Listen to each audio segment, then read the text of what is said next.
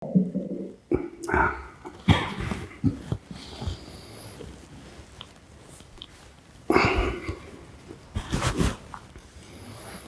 ละผู้ที่บวชมาอยู่เนาะนึกว่าเมื่อแล้วสันทดว่าหอดแล้วมันหอดเลยอยู่เลยตายฆ่าเลยโรดเดอร์ สิกลับไปเอายังอีกแหละมาอื่นกะบวชพระ1 องค์2โกนหัวไว้หลังยายอันวีกองก้อยนะ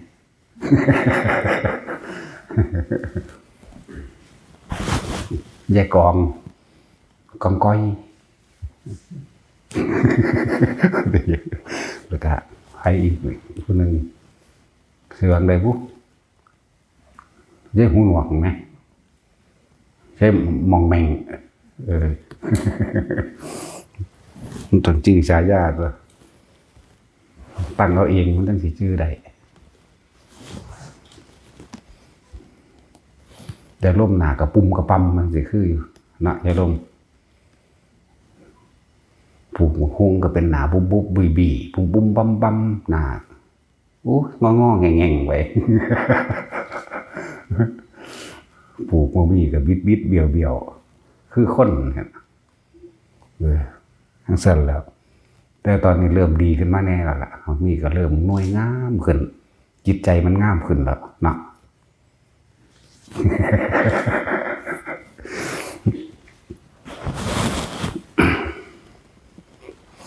นั่งตัวย่อยจอยอย่างนั้นใครคำใดมันมีสมองคือเก่าล่ะ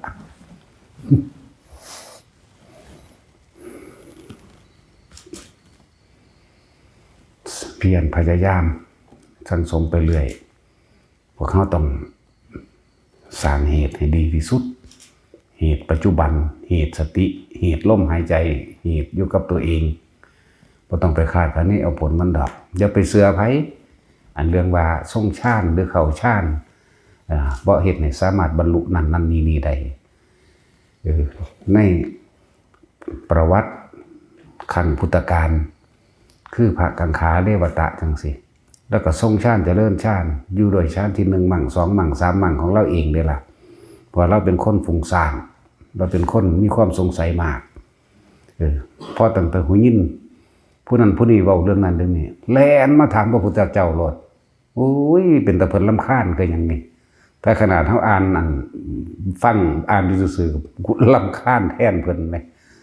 สั่นแล้วพระพุทธเจ้าจึงหาเครื่องอยู่ให้เพิ่นก็เลยฝึก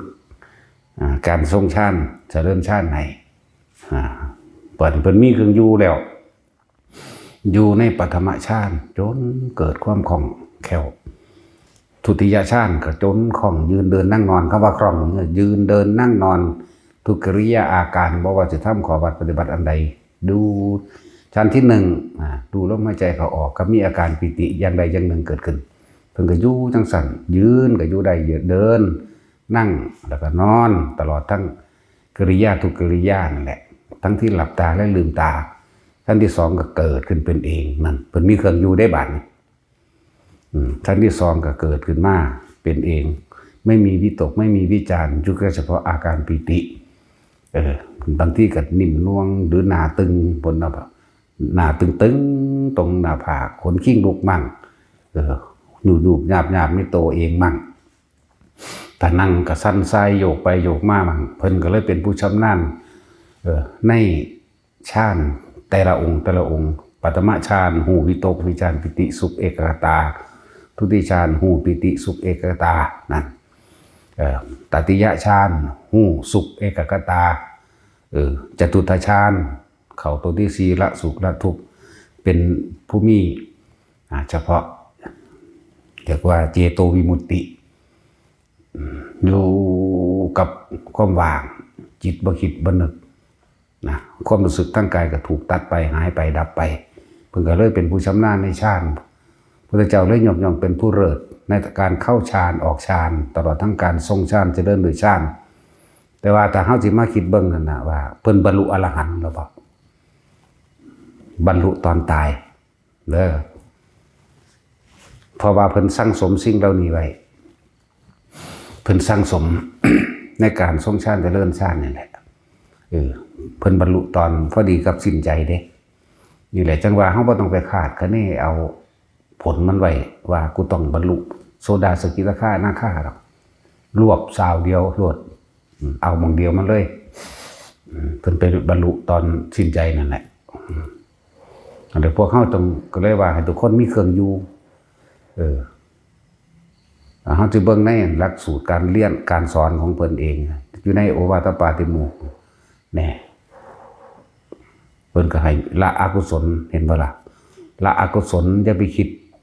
อยากได้อยากดีอยากมีอยากเปลี่ยนแบบโลกนั่นก็ปล่อยไปเลยแต่ว่าถ้าแม้นว่าโดยกุศลโดยธรรมตามความจริงของเจ้าของเองอยากสวดมนต์บทนั้นได้อยากทรงฌานเจริญฌานนี้ได้ให้นึกไปก่อนให้อยากไปก่อนเพราะว่าการอยากเข้าสู่มรรคผลนี่ก็ถือว่ามันเป็นการอยากเพื่อความพ้นทุกข์หรอกเป็นเพื่อเป็นมรรคความอยากกันเพื่อความพ้นทุกข์อยากสวดมนต์บทนั้นได้อยากสวดปาฏิโมกข์ได้อยากเฮ็ดแบบนั้นแบบนี้ได้แต่ในทั้งเบิดนี่ก็คือว่าบ่มีการเบียดเบียนทำร้ายนี่ตัวนี้สิเป็นตัวเตือนตนเองป้องกันให้ในความอยากทั้งหลายต้องเป็นความอยากที่ไม่เบียดเบียนทำร้ายผู้ใดผู้หนึ่งใช้ชีวิตและทรัพย์สินตลอดทั้งคนและสัตว์ทั้งมนุษย์และอมนุษย์ทั้งหลายบัดนี้จิตก็เลยส่งหรือสะสมเฉพาะที่สิ่งที่ทำให้เกิดความสงบเย็นภายในตนเองคือบุญกุศลบุญกุศลก็คือเป็นหนทางของบุคคลฉลาดนะเป็นหนทางของบุคคลที่เข้าสู่มัคคานุคาวิสุทธิยาเป็นหนทางของคนจะเดินเข้าสู่ความบริสุทธิ์หลุดพ้นในความอยากตัวนี้แต่ว่าในอยากนั่นคือว่างผลไว้แล้วก็เดินทางมันนั่นแหละจึงบอกว่าอย่าไปเสื้อไผ่อย่าไปสนไผ่เฮ็ดจนว่ามันจิตรู้สึกว่าทรงฌานเอาเองเลยจิตทรงฌานได้ตลอดการทุกเมื่อนึกเมื่อไหร่ได้เมื่อนั้นนี่นั่นแหละว่าเฮากับส่วนเรื่องของคำว่าปัญญาเนี่ยการเห็นตามความเป็นจริงมื้อนี้การรู้ซึ่งสิ่งทั้งหลายทั้งปวงว่าเกิดตัวใดก็ดับเท่านั้นคนเกิดคนตายสัตว์เกิดสัตว์ตายต้นไม้เกิดต้นไม้ตายบ่มีอีหยังกี่รั้งยังยืนแน่นอนมีความบ่เที่ยงแท้ผู้ใดเข้าไปหยุดสิ่งเหล่านี้ก็ล้วนแล้วแต่เป็นทุกข์เพราะว่าเฮาเห็นตามรู้คือเขาเห็นแล้วเฮาสรุปมันลงได้แล้วว่าคืออนิจจังอนัตตาคือเกิดดับเท่านั้นเนี่ยบาดนี้ก็เหลือแต่เครื่องอยู่นึงเด้ทางปัญญามันก็รู้แล้วเพราะว่าเฮาอาศัยพระปัญญาของพระพุทธเจ้าที่เพิ่นบอกยอดของปัญญาคืออนิจจังอนัตตาบ่มีหยังเกินนี้ดอกบ่ซั่นสิว่าสิ่งทั้งหลายทั้งปวงไม่ควรเข้าไปยึดมั่นถือมั่นสัพเพธัมมานี่สัพเพคือสิ่งทั้งหลายทั้งปวงในธรรมในความจริงทั้งหลายนั่นแหละหรือในสิ่งทั้งหลายทั้งปวงนั่นแหละว่าสัพเพธัมมานารังนี่บ่ควรเข้าไปอภินิเวสายะนี่สัพเพธัมมานารังอภินิเวสายะสิ่งทั้งหลายทั้งปวงไม่ควรเข้าไปยึดมั่นถือมั่นคือจังว่าเฮาทำสมาธิทำฌานเพื่อจะเกิดความสงบแต่ว่ามันบ่สงบตามที่เฮาตั้งเป้าไว้ก็บ่ต้องเข้าไปยึดมันก็บ่ต้องไปโมโหใส่มันก็เพียงแค่ว่ารู้กับมันซื่อๆสงบก็ฮู้บ่สงบก็ฮู้เริ่มว่าบ่ยึดจักว่าล่ะนี่เอาเฉพาะภายในเลยนี่ก็เป็นแบบนี้นะสงบก็รู้บ่สงบก็รู้กูสิเข้าฌาน4บังกันหน้ามันเข้าบ่ได้มันได้แค่1แค่2ก็อยู่แค่1แค่2บ่ได้ไปกังวลกับตัวที่4ตัวที่5ตัวที่6ตัวที่7ตัวที่8ก็บ่ต้องนั่นแหละจังว่าเฮาสั่งสมสิ่งที่มันเป็นบุญกุศลบุญนี่ต้องสงบเย็นภายในจุดนั้นเองกุศลคือความฉลาดบ่เอาไปหาเบียดเบียนทำลายผู้ใดผู้หนึ่งเสียชีวิตทรัพย์สินความกังวลมันก็เกิดบ่ได้เด้ล่ะคิดสัมมาสังกัปปะคือดำริแต่สิ่งที่จักให้ทำให้เป็นประโยชน์ต่อผู้อื่นเท่านั้นนั่นสิมีหยังซอยผู้ใดได้ก็คิดหาอันนั้นหาอันนี้มาซอยแต่ละบุคคลแต่ละสัตว์นะ จนถ้าซอยผู้นั้นได้ก็ซอยไปเป็นทานอย่างผู้นั้นก็เฮ็ดไปนะลักษณะนั้นซอยสัตว์ต่างๆหมูหมากาไก่ได้ก็ซอยไปซอยบ่ได้ก็แล้วไปบ่ยึดซอยบุคคลก็เหมือนกันแนะนำได้ก็แนะไปแนะบ่ได้ก็แล้วไปบ่ได้คาดหวังบ่ได้ตั้งเป้าหมายบ่มีจุดหมายบ่โมโหเด้แต่มันเป็นจังซั่นคือเขาแนะนำกันนิดเดียวนี่บอกแล้วบ่เฮ็ดก็เรื่องของเขาเฮ็ดได้ก็ยินดีด้วยนะยินดีด้วยถ้าเขาเฮ็ดได้เขาต้องการต่อสืบต่ออยากองค์นั้นองค์ชั้นที่3เฮ็ดจังไดที่4เฮ็ดจังได5 6 7 8เฮ็ดจังไดนี่เฮาก็แนะให้ไปเรื่อยจังซี่นะนั่นแหละว่าจะไปสนไผจะไปเสือไผเด้ที่ว่ามันบ่บรรลุดอกคนผู้นั้นบ่ฮู้จักซ้ำดอกว่าฌานคือหยังเฮ็ดได้หรือบ่ผู้ที่สอดแทรกเข้ามาจังซี่นะแต่อยู่โดยลำพังผู้เดียวในป่าในดงป่าซ้ำนึงที่บ้านเมืองรอบๆอยู่กับพอได้ยินเสียงคนเสียงรถพอได้เห็นแสงไฟน้ำบ้านน้ำเมืองอยู่เฮาก็ยังบ่ได้ว่าเอาเด้ป่าแบบบ่ฮู้ยินเสียงคนเสียงรถบ่เห็นแสงไฟแสงอิหยังเลยล่ะพุ่นน่ะเอาแบบเงียบไล่เสียงมนุษย์และสัตว์เลี้ยงเลยพุ่นไล่แสงไฟบ่มีแสงไฟบ่มีหยังพุ่นน่ะเคยอยู่เคยเป็นมาหรือยังนี่ผู้จังสั่นเพิ่นจังสิเข้าใจลึกซึ้งว่าการทรงฌานการอยู่ในอารมณ์อันเป็นหนึ่งจิตมันตั้งมั่นดีแล้วมีเครื่องอยู่ดีแล้วมันมีคุณค่าขนาดใดความกล้าก็ไม่มีความกลัวก็ไม่มีนี่นั่นแหละจิตมันก็ตั้งมั่นทั้งตัววันนี้แม้นสิ่งใดสิ่งหนึ่งเกิดขึ้นผจญกันเกิดขึ้นประสบพบเหตุต่างๆตามความเป็นจริงโดยเฮาอยู่ในป่าในดงมากสิเฮายินแต่เสียงเสือที่มันเป็นเสียงในหนังเนาะมันโอกเลยในหนังเด้ของจริงมันบ่เป็นแนวนั้นเด้ถ้าจิตบ่ตั้งมั่นบ่มีเครื่องอยู่แท้ๆย่านขนาดเด้คือแมวเลยเสือก็ดีเวลามันห้องใส่กันคนละฝากเอาใส่กันเด้ว้าวใส่กันอยู่โง่มันธรรมดาบ่บ่ได้โกกากคือเฮาเห็นในหนังเด้คือแมวแต่ตัวน้อยๆก็ได้แง่วอยู่คือกันนั่นล่ะก็วันแมวพุ่นล่ะตัวน้อยลูกมันก็เลยตัวใหญ่มันเอาเด้บ่ได้แว่นเด้กูกากกันสิในหนังทั้งกันแง่วซั่นบ้ามันแมวนะซั่นตีมันบ่แม่น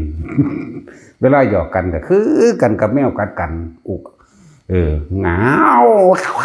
ใส่กันแบบแมวเลยเด้นั่นแหละถ้าว่ามีเครื่องอยู่จริงๆอยู่บ่ได้เด้เครื่องอยู่ของเฮาคืออยู่ในกายเฮาเองแหละกายเวทนาจิตเวทนากายอยู่ในความรู้สึกตัวจิตเป็นหนึ่งตั้งมั่นอยู่ในความอารมณ์ที่เป็นหนึ่งบ่ส่งออกหูได้ยินจากสิเสือกิ่งเสือปลอมไม่รู้ตอนนั้นโอ้ยมันมีแต่ตั้งอยู่อย่างเดียวนั่นแหละตั้งมันบ่ออกไปคิดมันห้องอยู่คนละฝากฟังเสียงก็แต่สิตัวผู้ตัวแม่บ่รู้ละทั้งนั้นก็เอาจะทั้งคนอันนี้ก็เอาเสียงหน่อยเสียงใหญ่ใส่กันเด้มากกัดกันแบบแมวเลยว้าวใส่กันเสือมากัดอยู่ต่อหน้ากูที่หีแมวมึงนี่แต่ว่าบ่ได้คิดเด้ต่อหน้าเฮานี่แหละกัดกันปั้มกันกิ้งกันควักคากตกลงไปทั้งอื่นหมดนั่นซั่นล่ะบ่มีเครื่องอยู่จริงๆบ่ได้อีหลีบ่ได้ตัวน้อยบาดนี่แม่มึงกวนแมวมันบ่แม่นตี้บาดออกมาคิดก็คิดอยู่ตอนมันบ่มีเสียงหยังแล้วกังเว้นแม่มันกวนแมวมันบ่แม่นตี้บักใหญ่เพียงแอวคือปาดโตน่ะตัวน้อยก็มี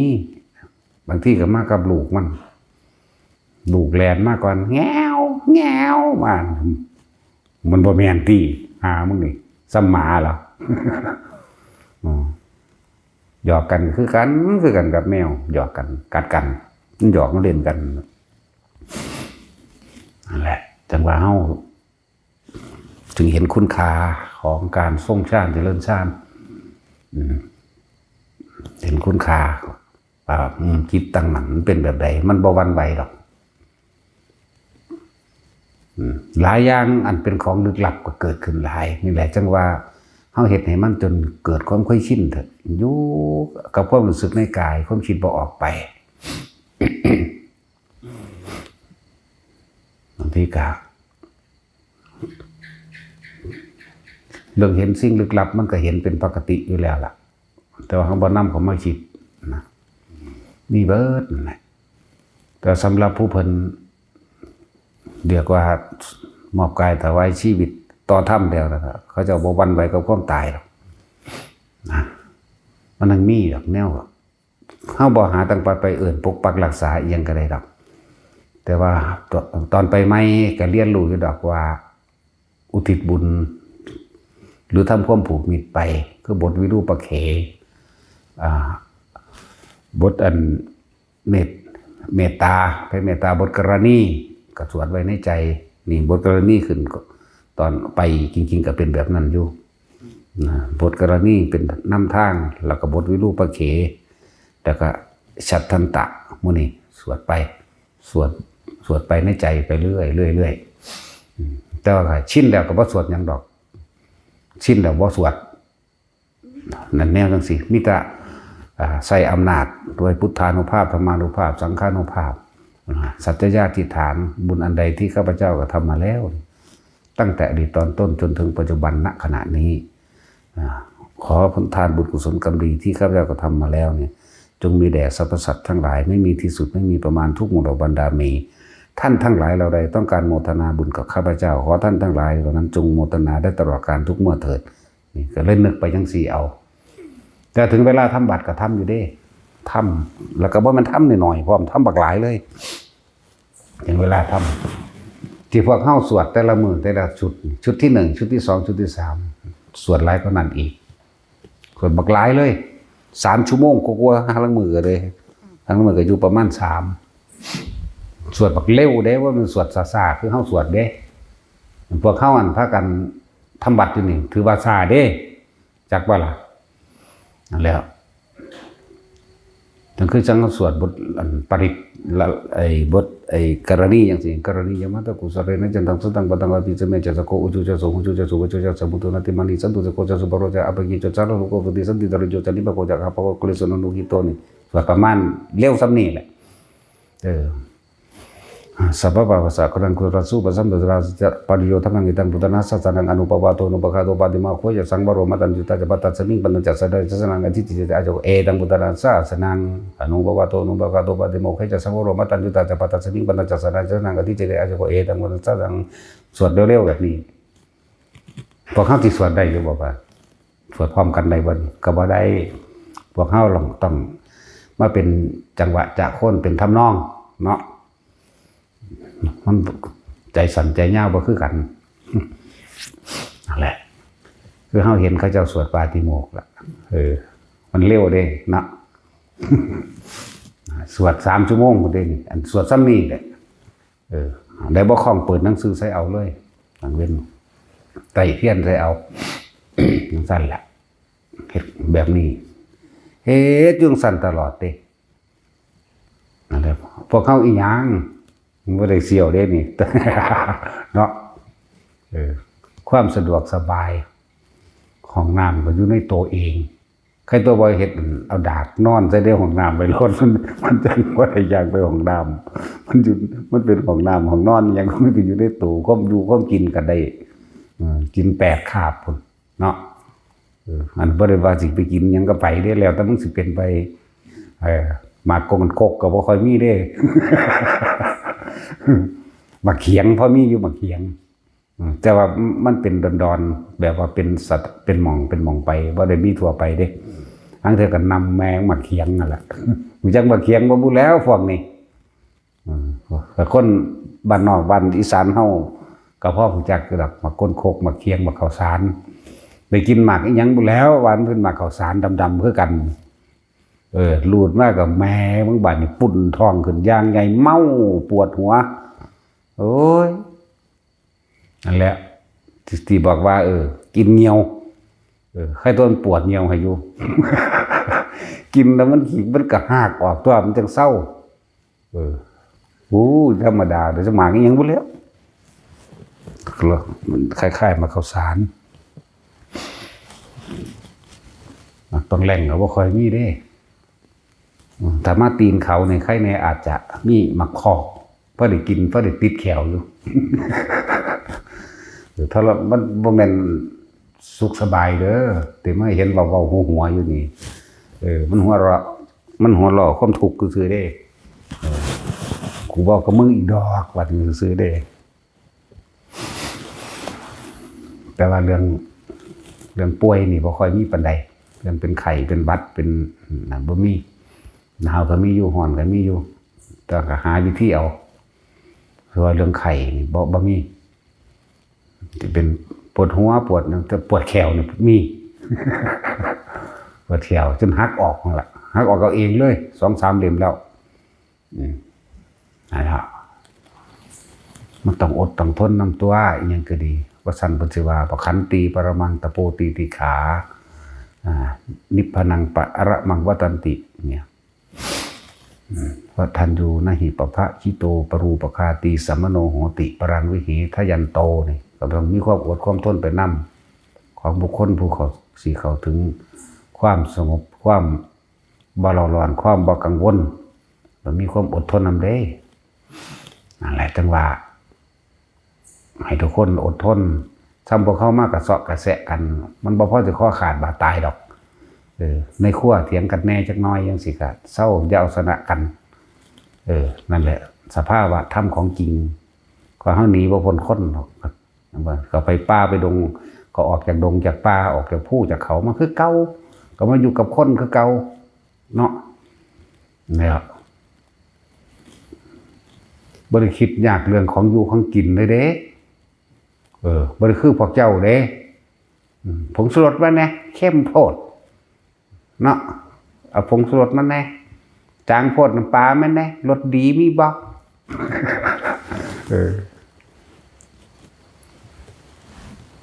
เอาขนมกับนมไปแน่ว่าจะกินเนี่ยมันแรง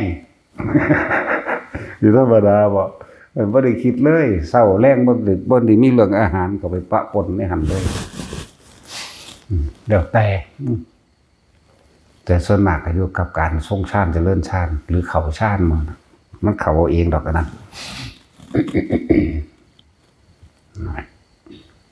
เวลามันนิ่งมันเข้าไปของมันโอ้สว่างสวัยแต่ว่าเป็นสว่างที่มีจุดสว่างแบบคือคล้ายดวงอาทิตย์นี่ก็เป็นบักใหญ่เลยก็เป็นอยู่แต่ว่าสว่างตรงนั้นกับเป็นเครื่องอยู่อย่างหนึ่งเด้อย่าพึงบอกยอดมันเด้ออย่ามาตัดเด้ภาษาความรู้จำของพวกนั้นความสว่างนั้นมันก็เป็นเครื่องอยู่เฮ็ดให้เขาเกิดอาการปลื้มปิติอิ่มเอิบจิตก็บ่ได้มีความกังวลใดปัสสัทธิสมาธิตั้งมั่นจังซั่น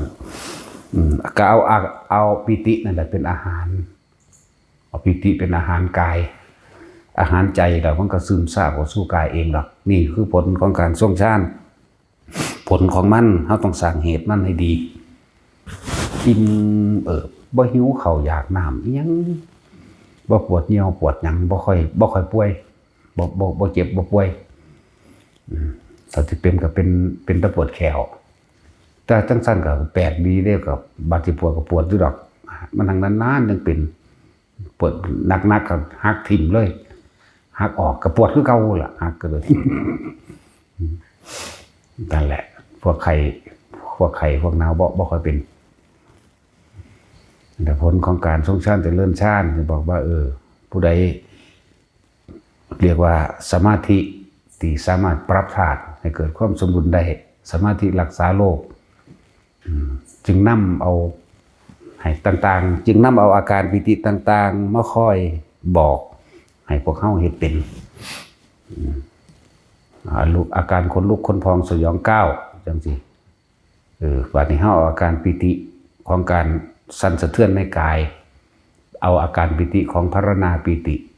ทำให้กายนั้นโยกสั่นไหว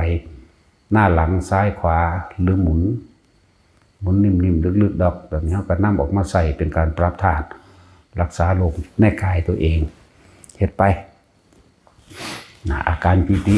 อันนี้ใส่ประโยชน์อันนี้ปิตินี่ใส่ประโยชน์ที่จริงก็คือกันนั่นแหละเพียงแต่ว่าเฮาหาวิธีให้แต่ละคนมีเครื่องอยู่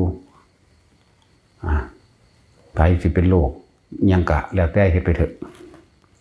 คอยเฮ็ดเป็นเถอะจึงเห็นคุณค่าตอนที่เฮาอยู่นั่นน่ะมัน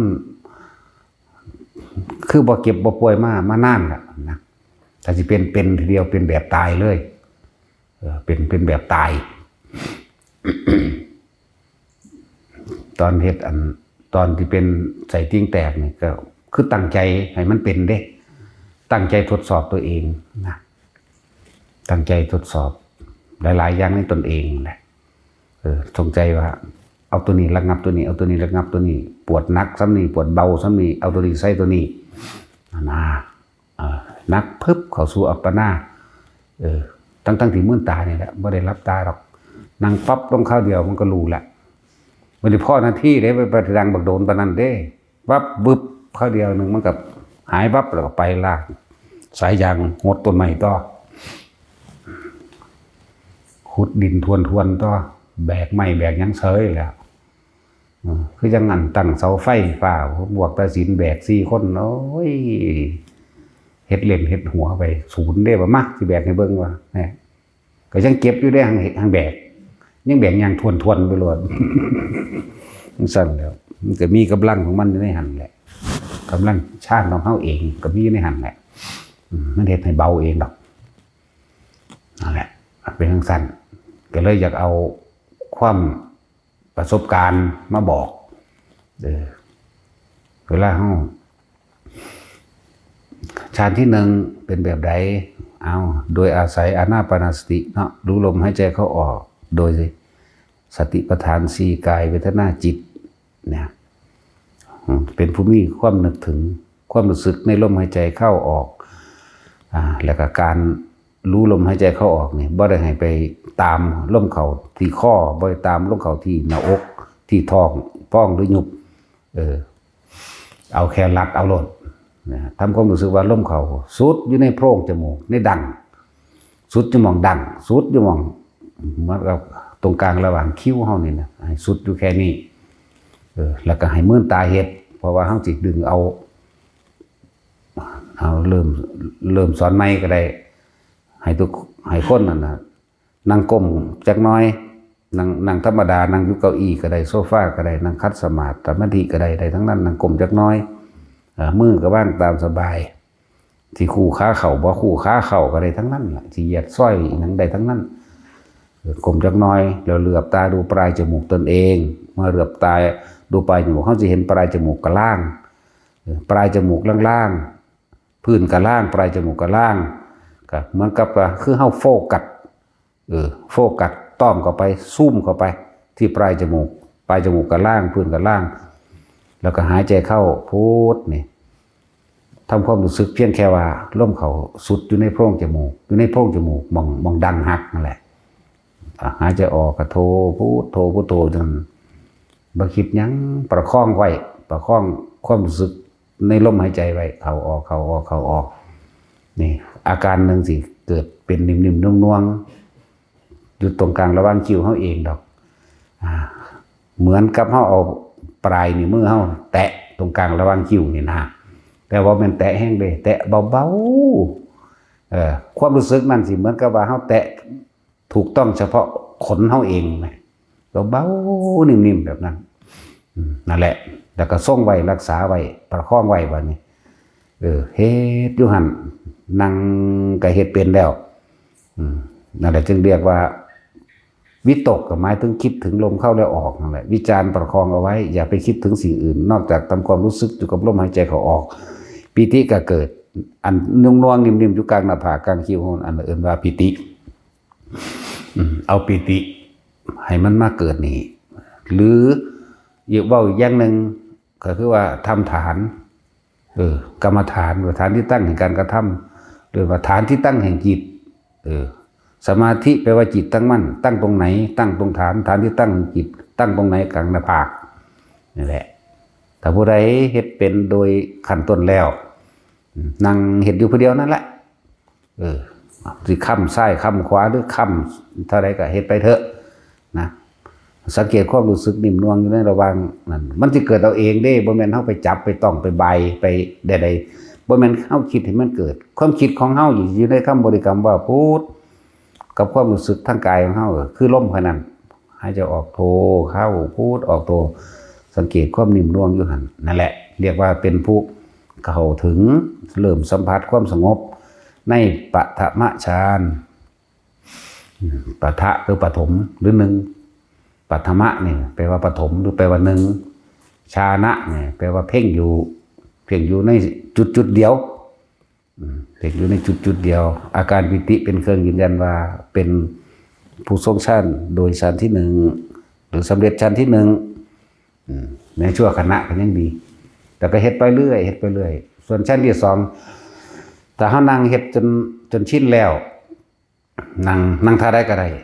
แล้วก็ยืนจนว่าชินเหมือนกันคำว่าชินนี่ต้องแค่หายใจเข้าปึ๊บเดียวเท่านั้นน่วงขึ้นกลางคิ้วกลางหน้าผากหรือกลางหัวก็แล้วแต่เด้อได้ทั้งนั้นเด้อพอเฮาจะเอาความรู้สึกนิ่มนวลเลื่อนเนิบนาบอยู่กลางหัวเฮาเองหรือหมุนหรือยังก็ว่าไปสำหรับผู้เป็นแล้วก็ยังงงปล่อยสำหรับผู้นี่สอนคนแนะให้คนที่บ่ทันเป็นนะให้เฮ็ดไปแค่นี้ซะก่อนต่อมาเฮาแม่นเฮาบางที่เฮาบ่ได้นึกถึงลมหายใจสุดเลยซ้ำไปตัวนิ่มๆน้องๆขึ้นมาเองเลยย่างกลมๆไปปั๊บเป็นโลดจังซี่หรือนั่งบ่คิดหยังนี่มันสิขึ้นทันทีปีติสุขเอกคตาเนี่ยคือชั้นที่2นั่นแหละเฮ็ดตัวนี้มันคล่องซะก่อนบ่ต้องไปคิดอย่างอื่นอีกบัดนี้ก็สิอธิบายเกี่ยวกับอาการปิติที่มันแทรกซ้อนกัน2อัน3อันก็มี2อย่าง3อย่างก็มีเด้คนที่มีอาการนิ่มนวลตรงกลางระหว่างคิ้วได้แล้วหรือหน้าผากบางที่ก็ตึงหรือเย็นเข้าไปเย็นลึกๆเข้าไปในตรงกลางระหว่างหน้าผากของตนเองบัดนี้อาการปิติอันอื่นมันก็แทรกซ้อนเข้ามามีอาการขนลุกขนขิ้งลุกวืบวาบบ่แม่นลุกทั่วตัวก็ช่างบางที่ก็ลุกเฉพาะหัวขนขิ้งหัวลุกหรือขนขิ้งร่างกายลุกจังซี่ก็มีมันแทรกซ้อนก็บ่ต้องไปตกใจบ่ต้องไปหาคำตอบคำถามหยังกับมันให้เฮานั่นมันคงอยู่เฉพาะจุดนิ่มนวลกลางคิ้วเฮากลางคิ้วกลางหน้าผากเฮาบ่ต้องไปว่านี่คือหยังเป็นหยังนั่น นี่คือปิติซ้อนอีกอันนึงปิติซ้อนอีกอันนึงถ้ามันนิ่มนวลอยู่เฮานั่งเฮาปล่อยมันโยกซ้ายโยกขวานี่มันก็โยกของมันเลยนี่โยกจริงๆเด้บ่ได้เฮ็ดเอาเด้เพราะว่ามันชินอยู่แล้วเฮาสิปล่อยตัวใดออกได้ทั้งมันได้ตลอดเลยนี่โยกซ้ายโยกขวานี่ถ้าเฮาหยุดก็ใส่ความรู้สึกหยุดเลยบ่ได้ใส่ความคิดหยุดเด้เพราะว่ามันชินแล้วสิเป็นถ้าเฮาจะปล่อยมันไปหน้ามันก็ไปของมันเองเด้ไปของมันเองเลยเพราะมันชินแล้วแต่หยุดหน้าหยุดหลังก็ปล่อยถ้ามันหมุนก็ปล่อยมันก็หมุนได้คือกัน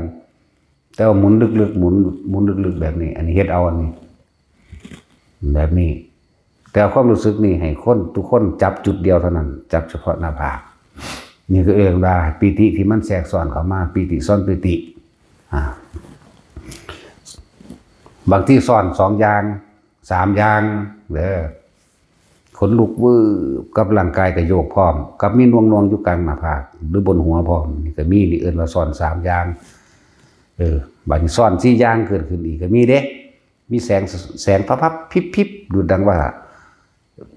เป็นแสงคือหิ่งห้อยก็มีแวบๆหรือออกทางหางตาเฮาเหมือนกับฟ้าเหลื่อมแป๊บๆพิบๆปุ๊บๆพับๆไป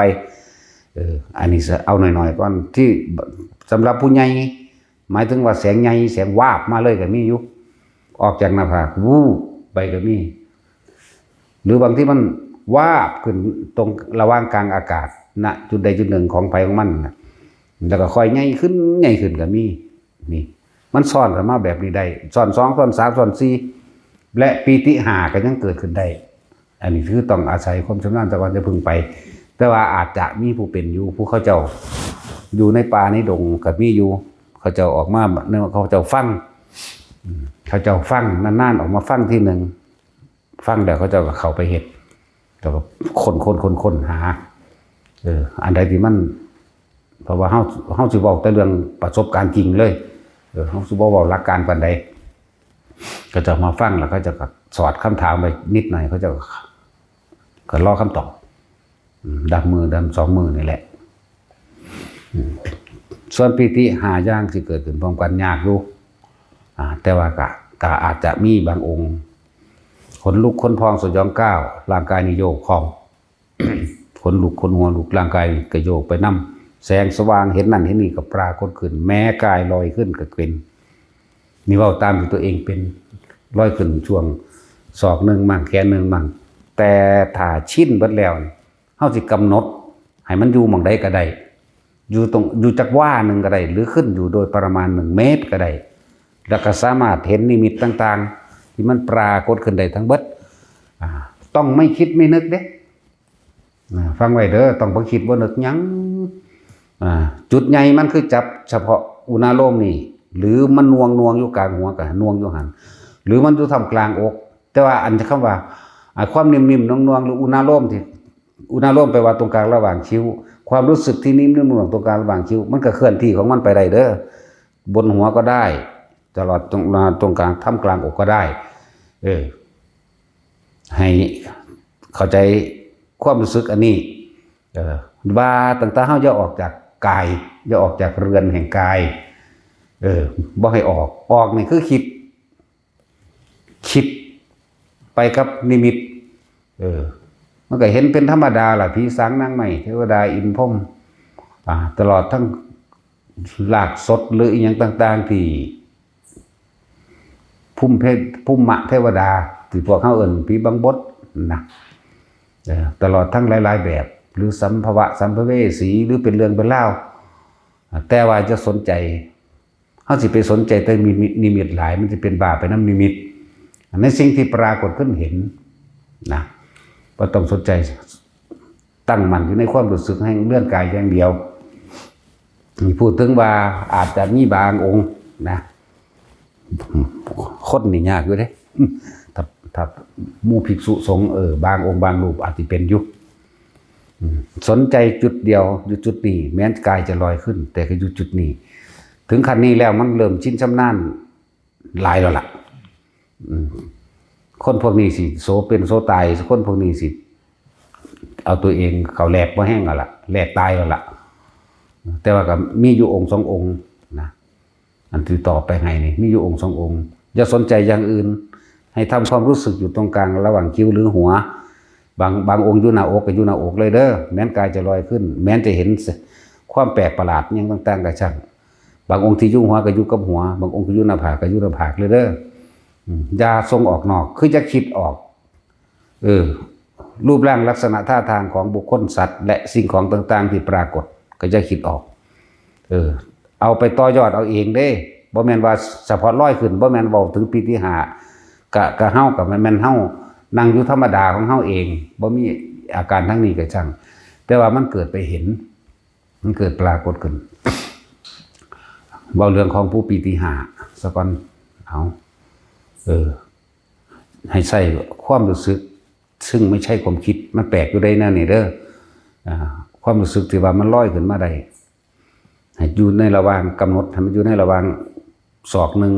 หรือเมตรนึงก็พอยุ่งสั้นแหละนะเดี๋ยวกำหนดขึ้นกำหนดลงเอาเองแม้น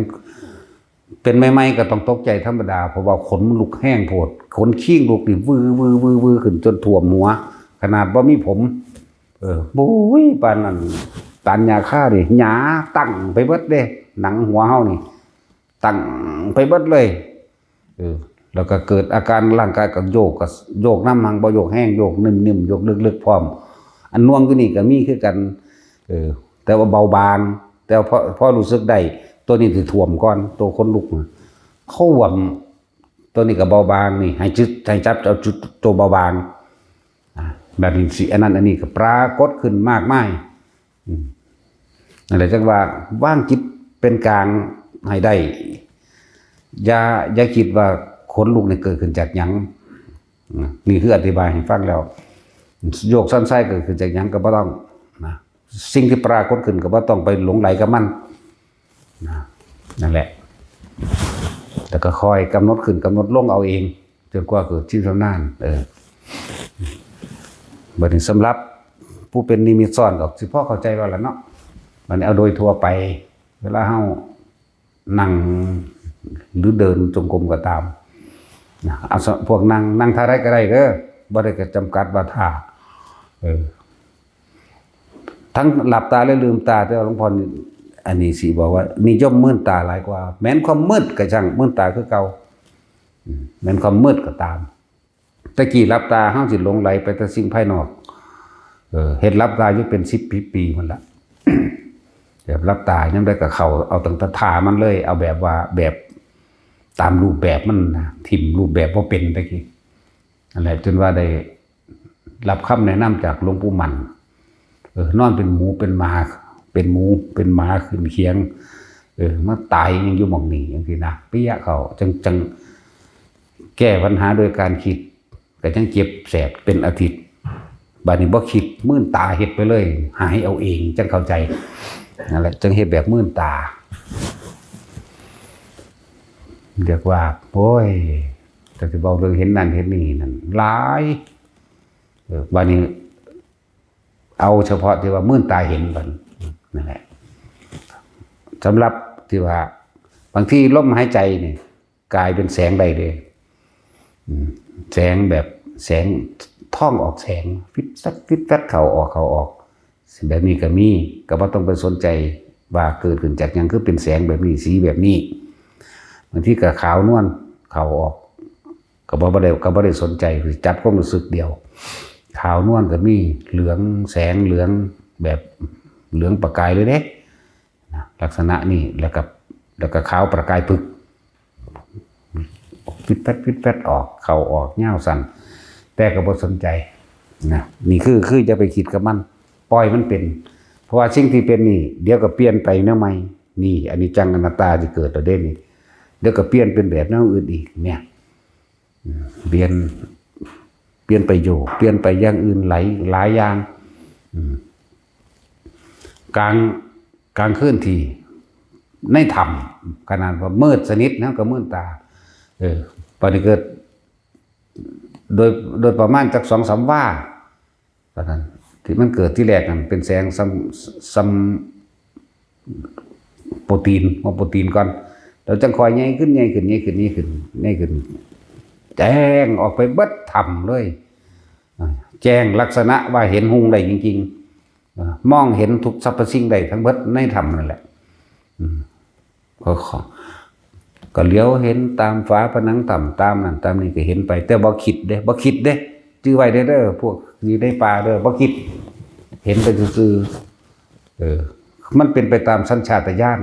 ของมันเองโดยธรรมชาติมันเองดอกของกายเป็นตามสัญชาตญาณ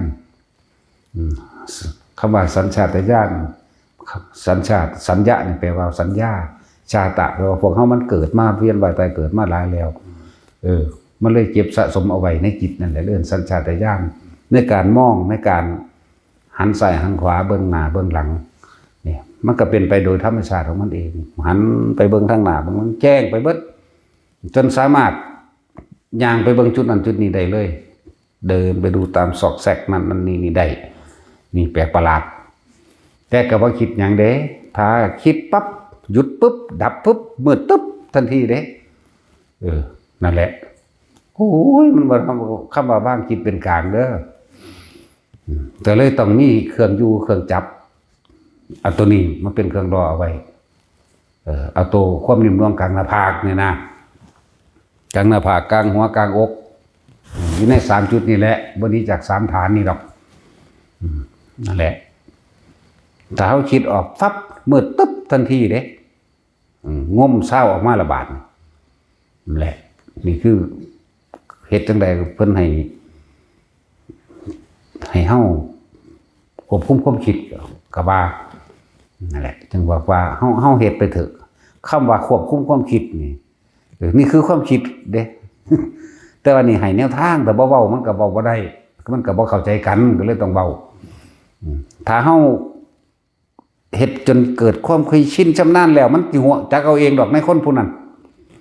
มันสิหัวจักเอาเองแบบใดต้องทำอย่างไรต่อหรือหยังต่อนั่นแหละความสว่างไสวในเป็นก้อนๆอย่างนั้นอันนี้เป็นแค่โอภาสแสงสว่างอันเกิดจากจิตสงบซื่อๆเด้เป็นความสงบอันเกิดจากอำนาจของสมาธิเป็นอำนาจของสมาธิเป็น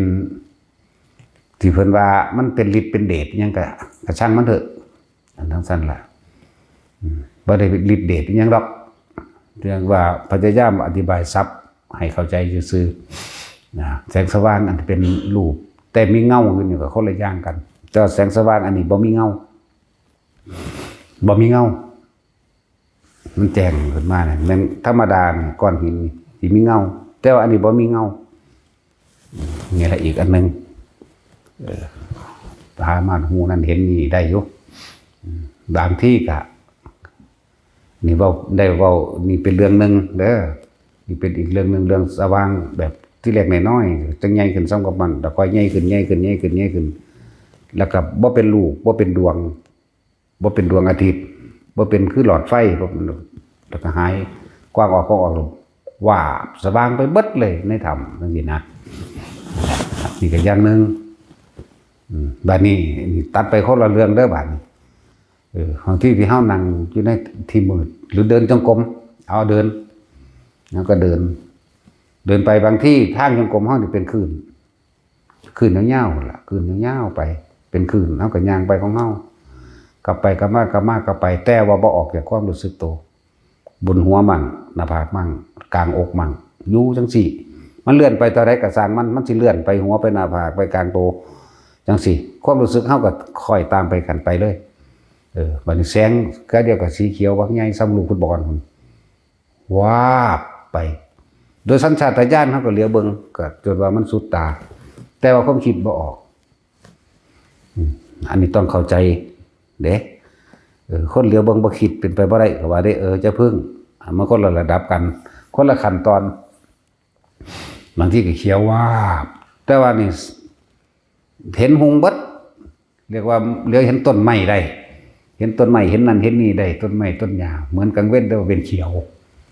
สว่างบัดนี้เหลืองสว่างบัดนี้ขาวสว่างหั่นน่ะเป็นไปนี่ก็อย่างนึงนี่คนละตอนกันแบบนี้ก็มีทั้งเบิดนี่เรียกว่าสิ่งที่มาทดสอบทดลองหรือว่าอุปะสิ่งที่อุบัติขึ้นนั้นสิเป็นเครื่องรบกวนใจเฮาให้คิดออกไปกันนะหรืออุปจารสมาธิก็ได้นะเรียกว่าอุจจารสมาธิอะไรแต่ว่าเฮาบ่หวั่นไหวหมายถึงว่าเฮาบ่คิดไปน้ำมันเป็นธรรมดาคนเป็นไม่คิดก็ต้องเป็นธรรมดาในการเพราะว่าเฮาบ่เคยเห็นเฮาบ่เคยเห็นสิ่งเหล่านี้อัศจรรย์ของจิตอัศจรรย์ของเวลาจิตสงบสมาธิต่างๆมันเป็นความอัศจรรย์ก็คิดมั่งเป็นธรรมดา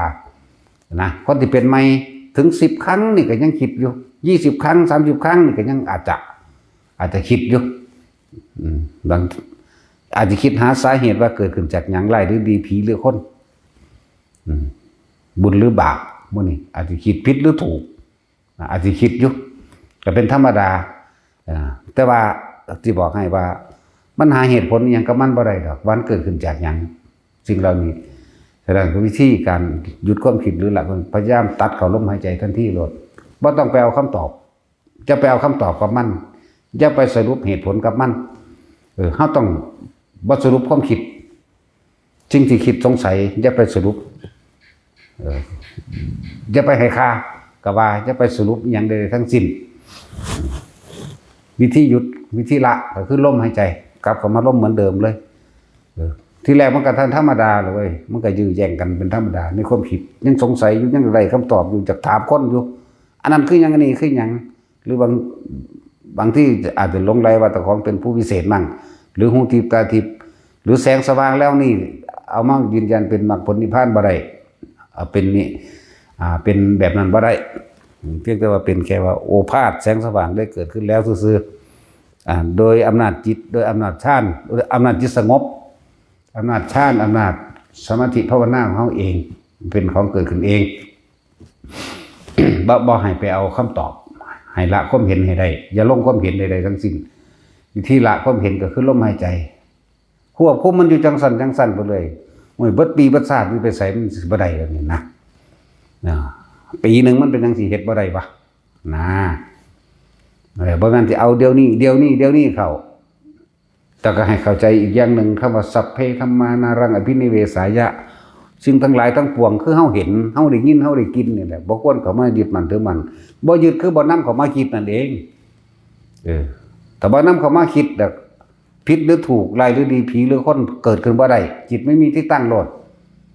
นั่นแหละจำตัวนี้ไว้นำเด้อบางทีผู้อยู่ผู้เดียวเพิ่นก็ฟังอยู่เพิ่นก็ฟังอยู่แต่ว่าหน่อย1กับ2ที่ละองค์ถึงหน่อยก็1ดอกเว้ยมีคุณภาพอยู่นั่นแหละจังว่าตั้งใจตอบให้แบบประสบการณ์พระเจ้าเป็นมากร้ายหรือดีผีหรือคนเกิดขึ้นทันทีเด้แต่พวกเขาไปคิดไปสรุปหาว่าหาเหตุว่าเกิดขึ้นจากอะไรแล้วต่อไปจะเป็นอะไรมีผลยังไงนี่ตัดความคิดเข้าสู่ลมหายใจคือบ่นำเข้ามาคิดนั่นเองนี่ก็เรื่องนึงเรื่องกับแสงนั่นนี่เด้อสว่างจ้าทั้งหลังก็หูได้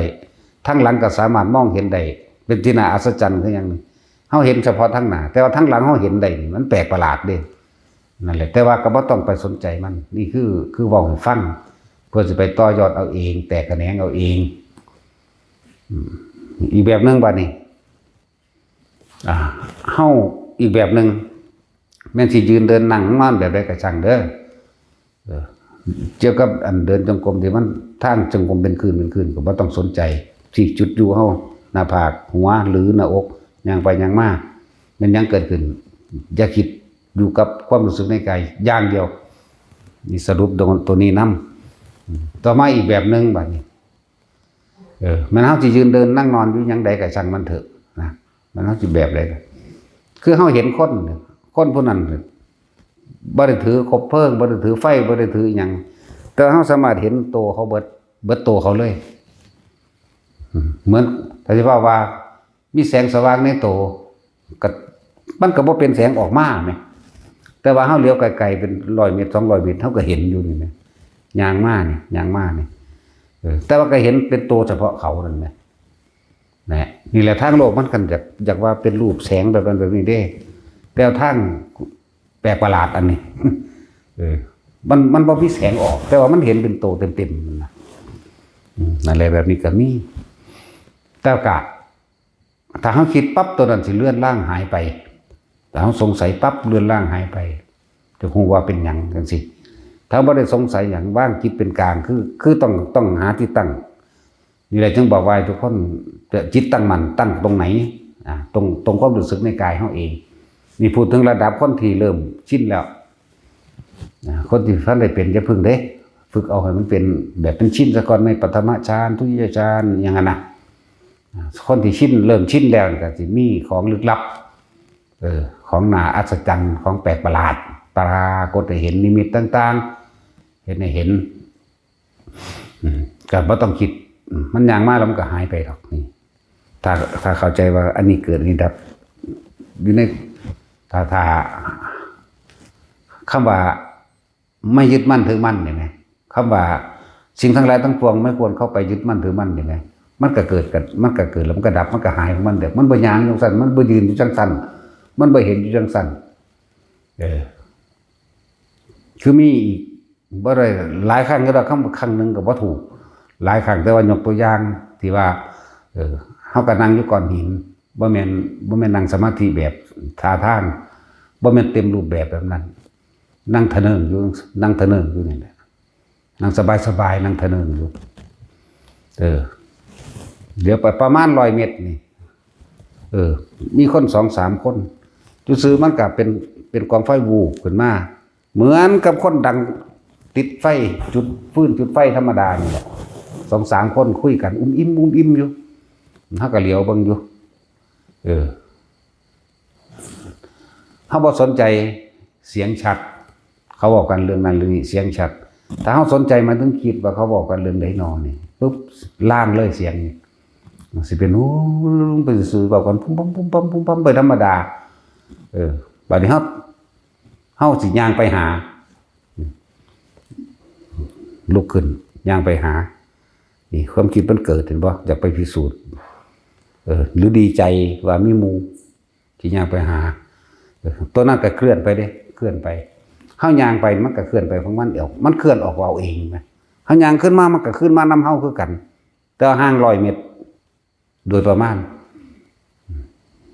เอามันนั่งอยู่มันก็อยู่ของมันแต่เฮาเฮ็ดบ่สนใจทั้งๆบัดนี้หลับตาไว้ก็เห็นเด้หลับตาก็เห็นบ่สนใจแล้วเข้ามาอยู่ในความรู้สึกตัวอย่างเดียวมื้อนึงคิดออกไปแน่จักหน่อยว่าอยากไปเบิ่งหรือว่าดีใจว่ามีหมู่อยู่นะจังซั่นแหละหลับตาลงบ่เบิ่งเห็นคือเก่ามื่นตาขึ้นก็เห็นหลับตาก็เห็นบัดนี้นั่นแหละแต่กับอยู่ในความรู้สึกตรงกลางหัวมั่งหน้าผากกับหัวนี่ขึ้นไปลงมาอยู่เลยเฮาก็อยู่กับมันอยู่กับความรู้สึกนี่ความคิดตนบ่ไปนั่นแหละนานเพียงใดก็บ่รู้แต่ว่ามันหายไปแล้วบางทีมันคือเฮาบ่สนใจจริงๆมันเข้าฌานของมันเลยบัดพุ่นล่ะนั่งอยู่เป็นมื้อ2 มื้อ3 มื้อก็ได้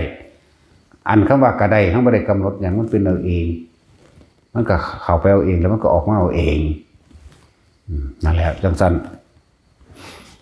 อันของนิมิตนี่มันเยอะแยะอยู่ดอกพวกกันทรงฌานเจริญฌานหรือชินชำนาญในฌาน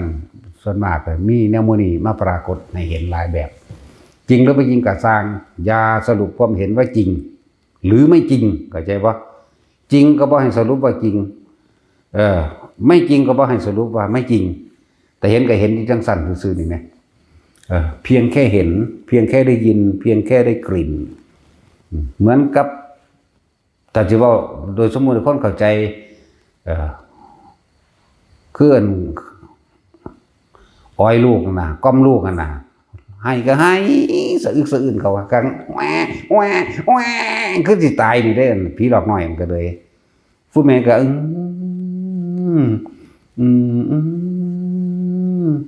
แล้วก็นอนสลารับตาเมียนสิก้อมมันน่ะหายคือสิตายใจขาดแหละแต่เขาสิย่างไปเบิ่งเศร้าเด้เขากลับขึ้นมาคือยิ้ม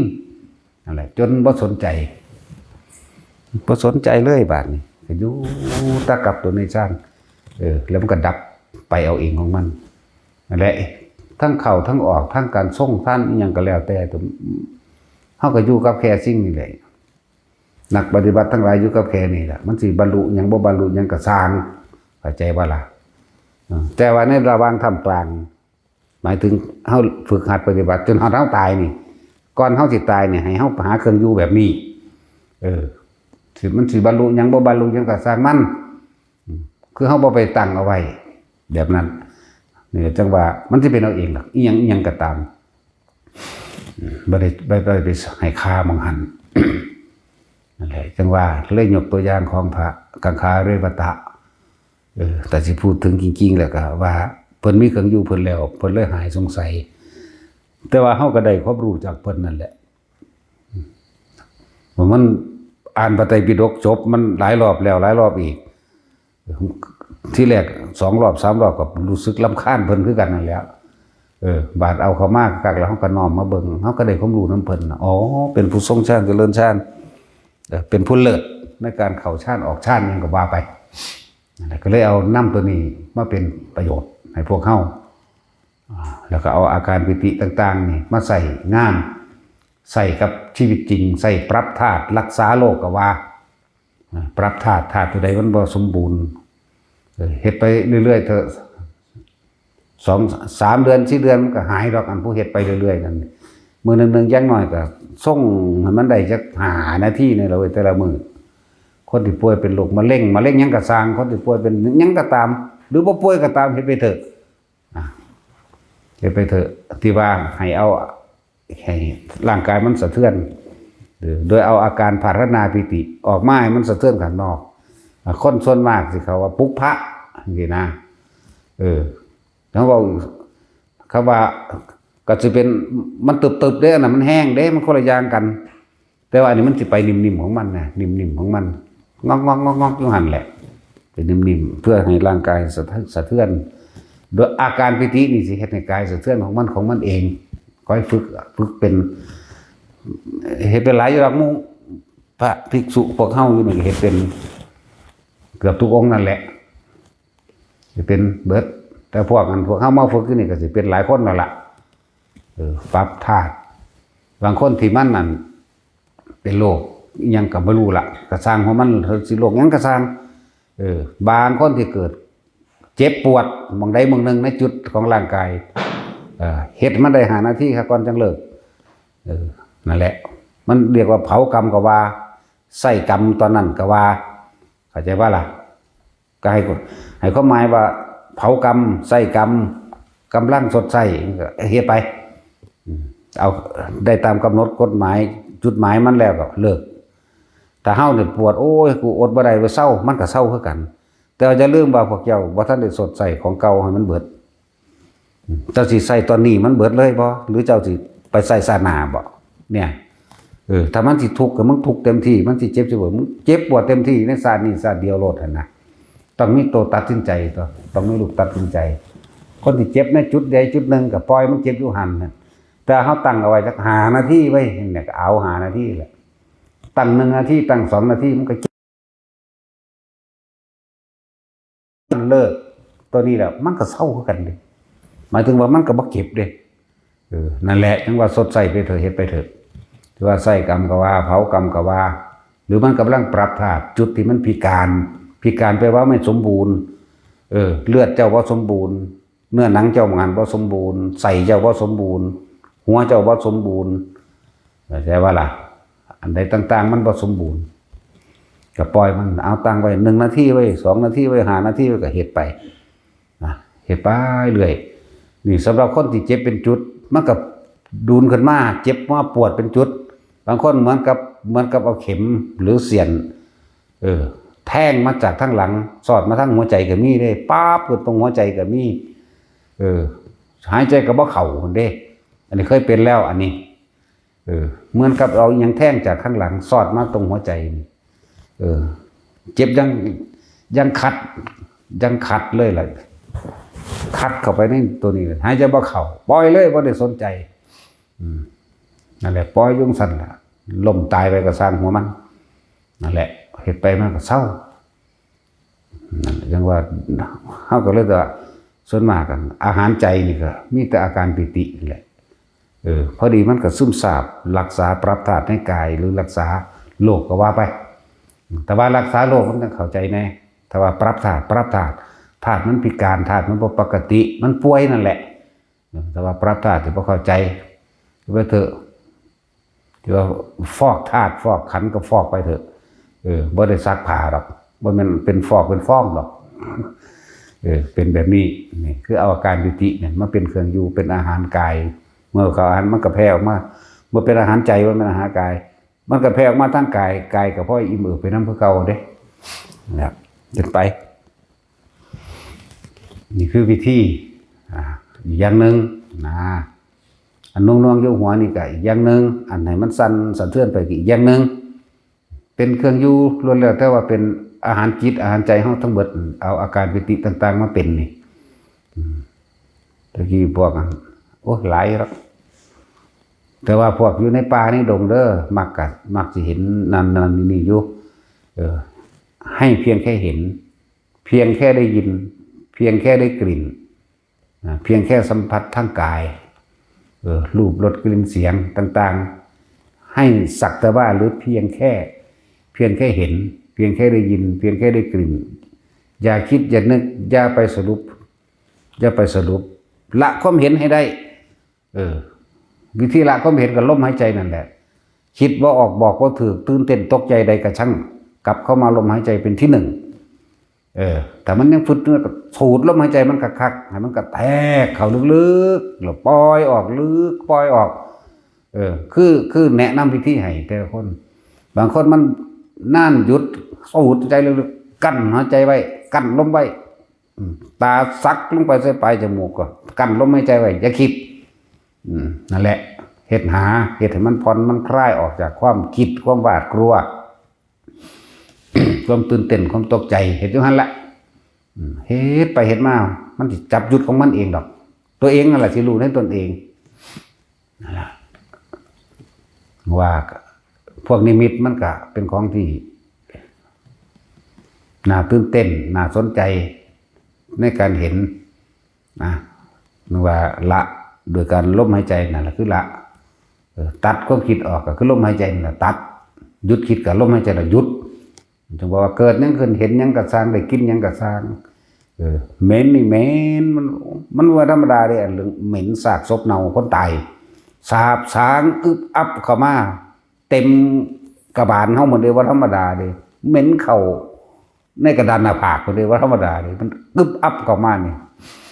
ตึ๊บเข้ามาเดินจงกรมนี่เดินไปเดินมาเสียงงาไม้หักทั้งหลังปุ๊วหันไปเบิ่งโดยสัญชาตญาณอยู่แล้วทั้งบ่ได้คิดเด้หันไปเบิ่งเองเลยหรือล่างนี่หอยอันโตเดี๋ยวบัดนี้ก็ไกวหัวบัดนี้คือมันเอาขาเกาะลงมานี่มันเอาขาพับเนี่ยเกาะลงมาแล้วมันก็ไกวเอาผมมันมาฟาดกับงอนเฮาไปเฮายางข้างหลังปัวไปปัวมาอยู่หั่นแหละว่านั้นก็เดินไปกับปัวทั้งหน้าเฮานี่แหละยังไปยังไม่หันนะเม้นอึบอับคักคือยังไงเด็กแต่พยายามอยู่กับความรู้สึกบัดอยู่กับความรู้สึกอันนี้กับประหลาดคือกันเลยบางที่เกิดแซ่เข้าไปในกระดานหน้าผากขึ้นมาบนหนังหัวหนึบหน้าลงมาในนี่เขาก็ตามความรู้สึกนี่เอาเรียกว่าอยู่กับความรู้สึกแล้วแต่มันจะเคลื่อนไปไหนกูบ่ออกจากความรู้สึกนี่พ่ออันเม้นก็หูคือกันนะนั่นแหละโอ้สวัสดิพานกันได้ธรรมดาเลยบัดนี้ไปกับปั้วปะคือกันเลยหักคายก็ไปไม่ดีดขึ้นฟิวขึ้นไปคนเดียวธรรมดาบอกปึ้งไปนั่นแหละถั่วเข้าว่าท่านพ่อจังเสือดอกอยู่นี่เนาะแต่พ่ออยู่นี่สิว่าเป็นบ้าเบิดบ่สิว่าเต็มสีธัญญาอยู่บ่แม่ซี่ว่าตะทั้งไหนเต็มสีธัญญานี่20-30โอ้ยตาดเข่งพ่อมันนกว่าอีกล่ะเนาะแต่พ่อพ่อตะบ้าพวงตัวเป็นใส่กันรถแต่แงบด้วยกันเห็ดตาซ้อนแล่นว่าพื้นคนนั้นคนนี้เบ่งในหันนั่นพ่อจะทำมือดีแหละเพื่อพ่อเดี๋ยวนั้นยันเขาสิบหลับบ่บุนั่นแหละเฟิกกระทบกระแทกกันอยู่ในนี้จะหนีออกจากความรู้สึกในกายตั้งความรู้สึกในกายเอาไว้น่วงอยู่หัวอยู่หน้าผากของเองมันโลดผู้ใดบอกยังก็จะไปสรุปความเห็นว่าผู้นั้นผิดผู้นี้ถูกเถาะเข้าใจว่าล่ะแบบผู้ใดมีหน้าที่ยังเฮ็ดไปนะนั่นแหละสมาทาน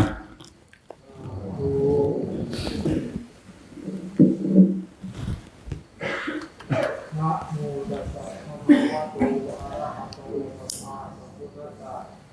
นะโมตัสสะภะคะวะโต